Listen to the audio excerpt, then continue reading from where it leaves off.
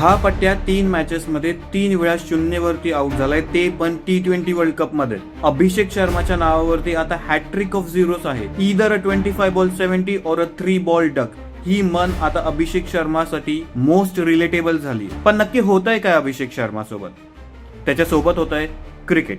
जितक्या वेगाने क्रिकेट तुम्हाला एखाद्या उंचीवरती नेऊन सोडतो ना, तितक्याच किंवा त्यापेक्षा डबल वेगाने तो तुम्हाला खाली सुद्धा आपटू शकतो. आणि यासाठी कुठेतरी अभिषेक शर्माचा इगो सुद्धा जबाबदार आहे. टुर्नामेंट सुरू होण्या अगोदर सगळे असं म्हणत होते की अभिषेक शर्मा हा टीम इंडियासाठी ट्रम्प कार्ड प्लेअर असणार आहे. बॅटिंग पॉवर प्ले मध्ये अभिषेक शर्माची डिस्ट्रक्टिव्ह बॅटिंग ही टीम इंडियासाठी खूप इम्पॉर्टंट असणार आहे. पण आतापर्यंत आपल्याला काय बघायला मिळालंय? फक्त 3-0. खास करून नेदरलँड्स विरुद्धच्या सामन्यात ज्या प्रकारे तो आउट झाला, तो जो शॉट त्यांनी खेळला तो एक तर त्यांनी प्रेशर मध्ये खेळलाय, नाही तर तो त्याचा एरोगन्स होता. हो माहितीये 2 डॉट बॉल्स आले होते म्हणून आपण अंधाधून कसाही शॉट खेळू शकत नाही. आपल्याला माहितीये की आपण 6 सीटर आहोत, पण आपल्याला थोडं सांभाळून खेळता सुद्धा आलं पाहिजे. एकतर तो पिच बॅटिंग साठी चांगला होता. अभिषेक शर्माने 1 ओव्हर सेट होण्यासाठी घेतली असती तर तो खरंच चांगला स्कोर बनवू शकला असता. तिलक वर्माचंच उदाहरण घ्या. 3ऱ्या ओव्हर मध्ये सेम बॉलर, सेम सिच्युएशन, पहिले 2 बॉल डॉट बॉल्स होते. 3ऱ्या बॉलला त्यांनी काय केलं? तो शांतपणे खेळला आणि स्ट्रेट डाऊन द ग्राउंड एक चांगला शॉट मारला आणि एक चांगली बाउंड्री स्कोर केली. त्याच्यावरही प्रेशर आला होता, पण त्याने तो प्रेशर शांतपणे हाताळला. अभिषेक शर्मा हा एक यंग प्लेअर आहे, त्याच्यासाठी हा एक खूप चांगला लर्निंग कर्व असू शकतो.